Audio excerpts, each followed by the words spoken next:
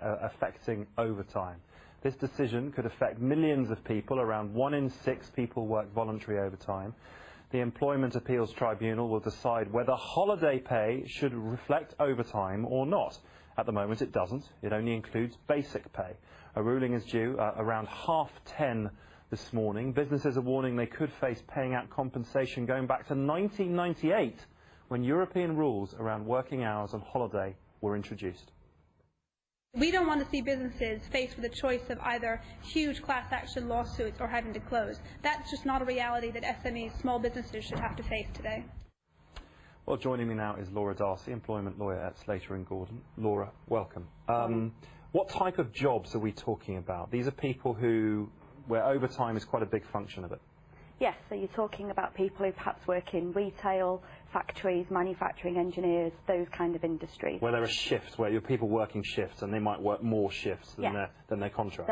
They'll work a fixed number of hours per week and then they'll volunteer to do overtime, additional hours for additional pay. Okay, and at the moment, overtime is not calculated in people's holiday pay, so you might so that might mean that you get less than you might be entitled to.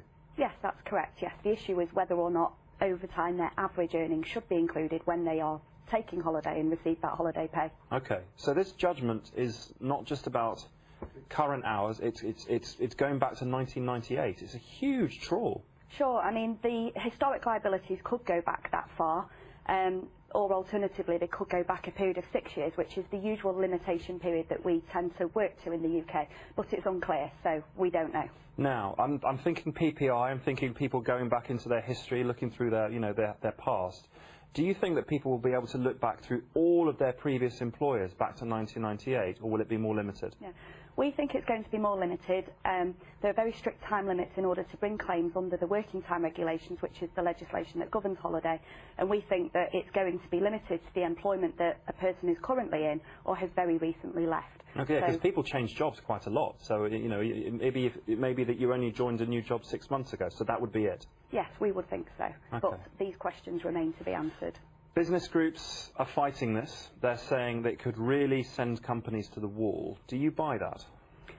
It certainly could, depending on the size of the workforce. The historic liabilities could be significant. They could certainly run to the millions of pounds, especially if you have to go back that far. So that is a possibility, but again, we don't know how far it's going to go back, so it's unclear. Okay, is that millions of pounds per company, do you think?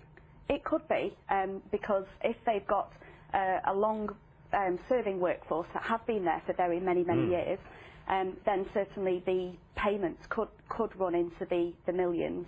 But for some other businesses, it might be a lot less. Okay.